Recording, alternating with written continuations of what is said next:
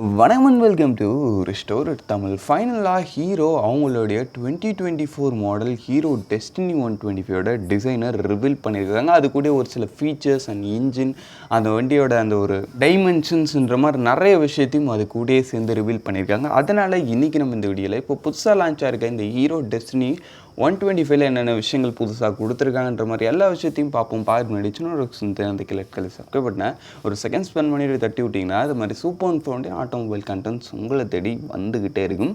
சரி வாங்க இப்போ நம்ம பார்த்தீங்கன்னா பசங்க வீடியோக்குள்ளே போகலாம். ஓகே, ஃபர்ஸ்ட் விஷயம் உங்களுக்கு வெஹிக்கிளோட டிசைன் வைஸ் ஒரு தலைக்குன்னு பார்த்தோம்னா வச்சிங்களா, உங்களுக்கு இந்த இடத்துல ஒரு பெரிய சேஞ்சே ஆமாங்க. இருந்த ஸ்கூட்டருக்கும் இப்போ இருக்கிற ஸ்கூட்டருக்கும் எந்த வித சம்மந்தமுமே இல்லை. ஜஸ்ட் அந்த நேம் பேட்ச் மட்டும்தான் ஒரே மாதிரி இருக்குதுன்ற அளவுக்கான ஒரு பெரிய சேஞ்சு கொடுத்துருக்காங்க. வண்டியோட டிசைன் வைஸ் பொறுத்தளவுக்கு ரியலி டிசைன் பார்க்குறதுக்கு இந்த இடத்துல ஒரு மாதிரி அந்த ஒரு ரெட்ரோ ஸ்டைலிங்கில் கொஞ்சம் அந்த ஒரு பாக்ஸி டைப்பில் எட்டு வந்துருக்காங்கன்னே சொல்லலாம். டிசைன் உங்களுக்கு எப்படி இருக்குன்றதை கமெண்ட் செக்ஷன்லேயும் பண்ணுவீங்க. அதுலேயும் குறிப்பாக இப்போ இதில் உங்களுக்கு புதுசாக 5 கலர் ஸ்கீம்ஸ் கிட்ட வரைக்கும் வருது. அந்த 5 கலர் ஸ்கீம்ஸ்லேயும் உங்களுக்கு ஏகப்பட்ட இடத்துல அந்த ஒரு குரோம் எலமெண்ட்ஸ், அதுலேயும் குறிப்பாக அந்த ஒரு காப்பர் ஃபினிஷ்டு குரோம் எலமெண்ட்ஸ்ன்ற மாதிரி நிறைய விஷயங்கள் அந்த வெஹிக்கிளோட டிசைனை இன்னுமே நல்ல ப்ரீமியமாக காமிக்கிறதுக்காக கொடுத்துருக்காங்க. ஓவரால் டிசைன் பொறுத்தளவுக்கு இப்போ ஒரு நல்ல ரெட்ரோ ஸ்டைலிங்கில் செம ஒரு ப்ரீமியமான ஒரு ஃபீல் கொடுக்குற மாதிரியே இருக்குது. உங்களுக்கு எப்படி டிசைன் இருக்குன்றதை கமெண்ட் செக்ஷன்லேயும் பண்ணுவீங்க. மற்றபடி இந்த வெஹிக்கிளோடைய அந்த ஒரு எலக்ட்ரானிக்ஸ் வைஸ் பொறுத்தளவுக்குன்னு பார்த்தோன்னா வச்சிங்களேன், அந்த ஒரு விஷயத்துலையும் இப்போ உங்களுக்கு இன்ஸ்ட்ருமெண்ட் கிளஸ்டர் வைஸ் பொறுத்தளவுக்கு ஒரு fully digital instrument cluster with Bluetooth கனெக்டிவிட்டியோடு கொடுக்குறாங்க. அது பார்க்கறதுக்கு ரியலி நல்லாவே இருக்குது. அது இல்லாமல் உங்களுக்கு லைட்டிங் பொறுத்தளவுக்கு இந்த இடத்துல ஒரு சூப்பரான ஒரு விஷயம். ஆமாங்க, இந்த செக்மெண்ட்லேயே இருக்கிறதுல இவங்ககிட்ட தான் இருக்கிறது ஒரு பிரைட்டஸ்டான லைட்டுன்றாங்க. அது ஏன்னு சொல்கிறாங்கன்னா, ஃப்ரண்ட்டில் உங்களுக்கு எல்இடி ப்ரொஜெக்டட் ஹெட் லேம்ப்ஸ் கொடுக்குறாங்க. Plus H shaped LED TRL, அதே மாதிரி ஹச் ஷேப்டு டிஆர்எல் உங்களுக்கு பின்னாடி ரியலையும் கொடுக்குறாங்க. ஓவராலாக லைட்டிங் பேக்கேஜில் செம்ம சூப்பரான ரேஞ்சில் எடுத்துகிட்டு வந்திருக்காங்க ஹீரோ. அது இல்லாமல் இண்டிகேட்டர்ஸ் பொறுத்தளவுக்கு உங்களுக்கு செப்பரேட்டராக அப்படியே கீழே கொடுத்துருக்காங்க. அந்த ஒரு இண்டிகேட்டர்ஸில் ஃபஸ்ட் இன் செக்மெண்ட்டாக ஒரு விஷயம் யூஸ் பண்ணிக்கிறதா என்ன ஒரு விஷயம் சொல்கிறாங்கன்னு பார்த்தோம்னா வச்சிங்களேன், உங்களுக்கு அந்த ஒரு ஆட்டோமேட்டிக் கட் ஆஃப் ஒன்று கொடுத்துருக்காங்க. நீங்கள் இண்டிகேட்டர் போட்டு டேர்ன் பண்ணிட்டு நீங்கள் ரிட்டன் திரும்பிட்டிங்கன்னா அந்த இண்டிகேட்டர் ஆட்டோமேட்டிக்காக ஆஃப் ஆகிடும். இது ஃபஸ்ட் இன் செக்மெண்ட்னு சொல்கிறாங்க. பட் ஆனால் இது ஃபஸ்ட் இன் செக்மெண்ட்லாம் கிடையாது. வேணால் இந்த ஒரு 125cc ஸ்கூட்டர் செக்மெண்ட்டில் வேணால் இதை ஃபஸ்ட் இன் செக்மெண்ட்டுன்னு நீங்கள் சொல்லிக்கலாம். ஏன்னா இந்த ஒரு செக்மெண்ட்டில் இவங்க இதை ஃபஸ்ட்டாக கொடுத்துருக்காங்க. பட் 110cc செக்மெண்ட்டில் டிவிஎஸ் ஆல்ரெடி இதை கொடுத்துட்டாங்க. அது இல்லாமல் அப்போயே பஜாஜ் பல்சர்லேயே இந்த ஒரு சிஸ்டம் யூஸ் பண்ணியிருந்தாங்க. இருந்தாலும் நல்ல ஒரு ஃபீச்சர், யூஸ்ஃபுல்லான ஃபீச்சர் இந்த ஸ்கூட்டரில் கொடுத்துருக்காங்கன்றது நிச்சயமாக நல்ல ஒரு விஷயமாக தான் இருக்குது. ஓவரால் லைட்டிங் விஷயத்தில் இந்த செக்மெண்ட்டில் சூப்பராகவே எடுத்து வந்திருக்காங்க. பட் ஃபுல் எல்இடி செட்டப் கிடையாது. உங்களுக்கு இண்டிகேட்டர்ஸ்லாம் உங்களுக்கு ஸ்டில்லும் ஹாலஜனில் தான் வருது. பட் இருந்தாலும் ஓகே, லைட்டிங் பொறுத்தளவுக்கு மற்றபடி வேறு எதாவது ஃபஸ்ட் இன் செக்மெண்ட் ஃபீச்சர்ஸ் வேறு எதாவது யூனிக்காக புதுசாக எடுத்து வந்திருக்காங்களான்னு கேட்டிங்கன்னா நத்திங். இருந்த அந்த ஒரு i3GS டெக்னாலஜி கொடுத்துருக்காங்க. எக்ஸ்டெக் அவ்வளோதான் விஷயம். நாங்கள் எதிர்பார்த்த அளவுக்கான எந்த வித ஃபீச்சர்ஸ் அப்கிரேடும் பெருசாக நடக்கலன்னே சொல்லலாம். சிம்பிளாக தான் கொடுத்துருக்காங்க ஃபீச்சர்ஸ் பொறுத்தளவுக்கு. அல்லாமல் உங்களுக்கு டிசைன் பொறுத்தளவுக்கும் உங்களுக்கு பெருசாக சேஞ்சஸ் கிடையாது. இருந்த அதே ஒரு இன்ஜின் தான். சின்ன சின்ன டியூனிங்கை பண்ணி இன்ஜினை இன்னும் கொஞ்சம் பெட்டர் ரிஃபைண்டாக ஆகியிருக்கிறதா சொல்லாங்க.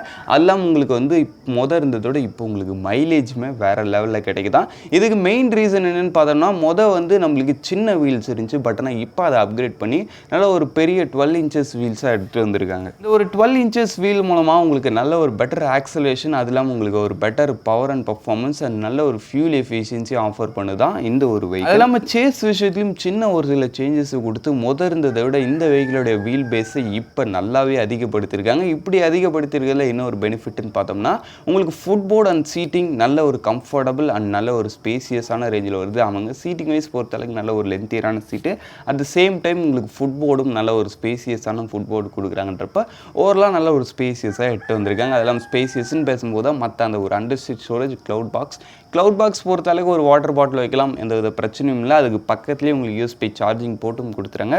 ஓவரால் சூப்பர் தான். அதுக்கடுத்து உங்களுக்கு அண்டர்ஸ்டிச் ஸ்டோரேஜ் பொறுத்தளவுக்கு அரௌண்ட் ஒரு 18 to 19 லிட்டர்ஸ் கிட்ட வரைக்கும் சொல்கிறாங்க. இத்தனை லிட்டர் தான்ன்ற மாதிரி அவங்க கரெக்டாக சொல்ல. பட் இருந்தாலும் ஒரு ஹாஃப் ஃபேஸ் ஹெல்மெட் இல்லை ஒரு சின்ன ஃபுல் ஃபேஸ் ஹெல்மெட் வச்சு மூடலாம். உள்ள ஒரு சின்ன லைட்டிங்கும் கொடுத்துறாங்க.